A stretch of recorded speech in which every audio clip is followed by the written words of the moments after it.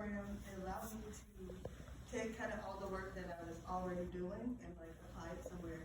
But it kind of happened on a whim. I was looking for fill out the form online. I ran across the Truist Honor Scholar program, ended up enrolling in that first.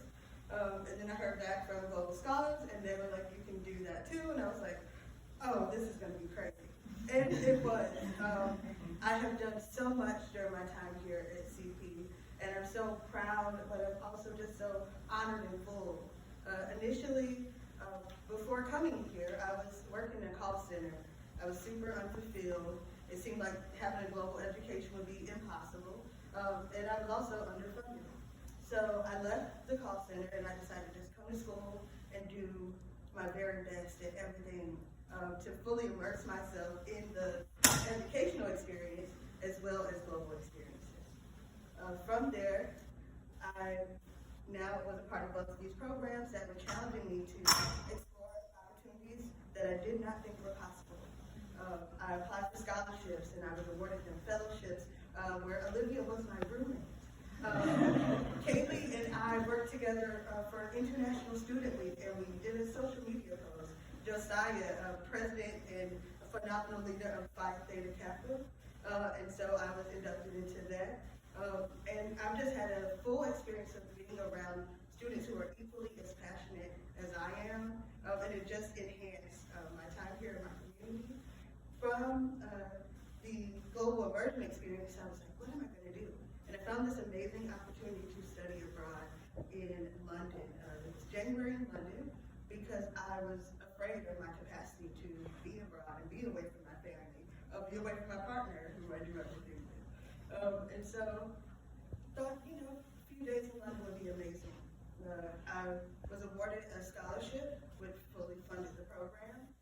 Then I applied for another scholarship, and I got people from Meridian to help me tailor my application. I was awarded the Benjamin A. Gilman Scholarship, Fund for Education Abroad for Scholarship. Scholarships were necessary, and so I put my all into those. And so I say to everyone, there were moments of rejection. There were moments where things seemed impossible. There were moments where there was no money.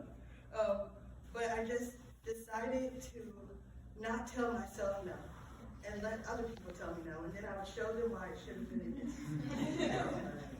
From there, I've worked with Ms. Gail, and I've poured my heart out a lot of times in our meetings. Ms. Hall, I've just tried to be very diligent and persistent. I wanted to have this opportunity.